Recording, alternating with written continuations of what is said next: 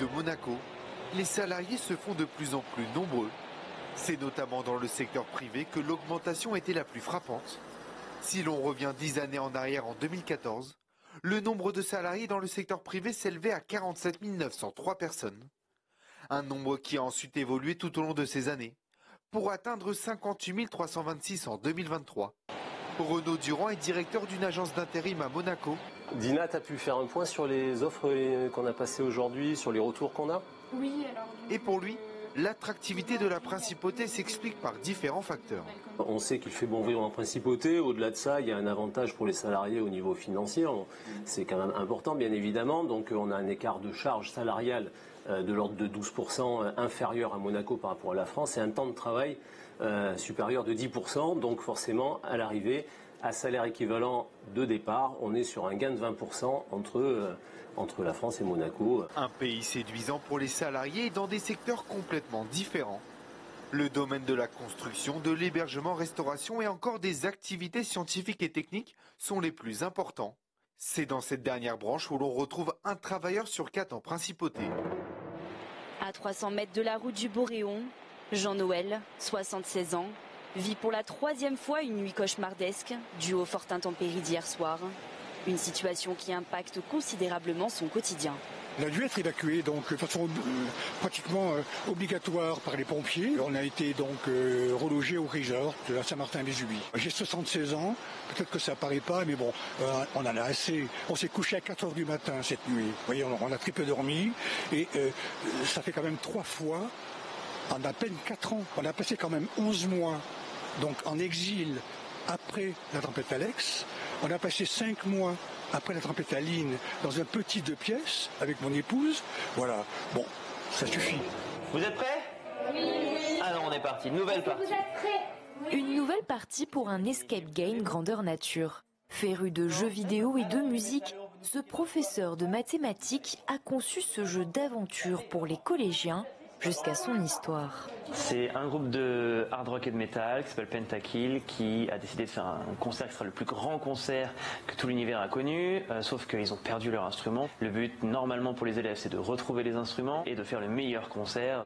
À l'aide d'objets cachés dans une pièce noire, les élèves doivent décrypter des messages et résoudre des calculs pour avancer dans la quête. Ce sont des images que l'on ne veut jamais cesser de voir.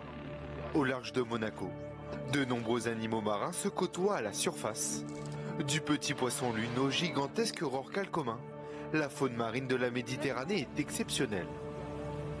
Plus tôt dans la matinée, ce groupe de vacanciers embarque dans ce voilier avec pour seul objectif en prendre plein les yeux avec les cétacés. 12 espèces dans l'ensemble de la Méditerranée et il y en a 7 dans votre quartier. C'est-à-dire plus de la moitié des espèces de Méditerranée se retrouvent ici dans le sanctuaire Pélagos. Le navire est parti depuis quelques minutes seulement et les premiers frissons surgissent. C'est plutôt des morceaux de bois, des troncs d'arbres en fait qui proviennent de la terre. Ils ont été rapatriés là par les rivières, donc fausse alerte. Mais cette fois-ci l'alerte est bonne. Non mais il vient de plonger. Tout un banc de dauphins bleus et blancs surgissent de la Méditerranée. Bien que la Grande Bleue soit leur garde-manger, ces animaux marins font face à la forte pression du trafic maritime et à la pollution. Depuis, on va dire, 2 décennies, on constate que les dauphins bleus et blancs côtiers ont tendance justement à quitter leur habitat côtier pour aller plus au large. Tout simplement parce que sur la zone côtière, on a de plus en plus de bruit. Il ne faut pas oublier que les dauphins, en fait, le sens prédominant, c'est l'ouïe. Et ils communiquent, ils socialisent, ils se repèrent, ils repèrent leur proie grâce au son. Donc plus il va y avoir de son, plus en fait ils vont être gênés dans leur vie quotidienne. Le catamaran Love the Ocean prend le large depuis la Principauté pour en connaître davantage sur la santé de la mer Méditerranée. Quelques minutes plus tôt au Yacht Club de Monaco, c'est en présence du prince Albert II que la mission BiodiveMed a été lancée.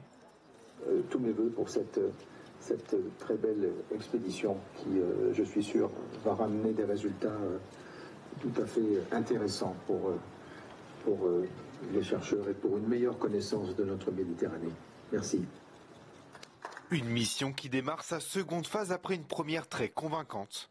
L'an dernier, L'équipe de l'association océano-scientifique a effectué des échantillons sur plus de 700 points en Méditerranée. Objectif de cette nouvelle étape, retourner sur 17 sites dans le but d'observer les changements et de cartographier la biodiversité marine. L'objectif, c'est avec un support de pompe qui est un support unique qu'on a fait développer, d'aller immerger à une profondeur standard une petite crépine pour donc filtrer 30 litres d'eau sur un transect de 2 km. Ce qui nous permet ensuite, inséré dans ce filtre, une fois que l'eau est passée, ces 30 litres, de collecter l'ADN environnemental des espèces qui pourraient se trouver sur notre chemin et qu'on ne voit pas à l'œil nu. Durant leurs épreuves, les plongeurs peuvent compter sur l'attention des apnéistes sécurité, que l'on voit ici les mains en l'air. Leur mission, accompagner les compétiteurs de 35 mètres jusqu'à la surface et intervenir en cas de besoin. On intervient principalement sur des syncopes qui peuvent être soit en surface, quand la compétiteur finit la performance et peut-être une mauvaise reprise respiratoire, ou en profondeur quand la performance n'est pas forcément très bien passée. Et en même temps, on a leur sécurité entre nos mains. Et c'est pour ça qu'on nous appelle parfois un peu les anges des compétitions. Sur la plateforme principale de la compétition, toute une équipe veille également à la sécurité des apnéistes. Comme cet homme qui a constamment les yeux rivés sur les écrans de contrôle. 10 mètres. J'ai 2 écrans, j'ai effectivement le sondeur donc, qui nous donne la trace ici de l'apnéiste. Donc on voit la remontée par exemple du dernier apnéiste qui est parti. Et puis en même temps on a la chance d'avoir Diveye, donc avec un drone vidéo qui nous permet de suivre l'apnéiste sur toute sa descente et toute sa remontée. Donc avec des images qui nous permettent de voir si tout se passe bien.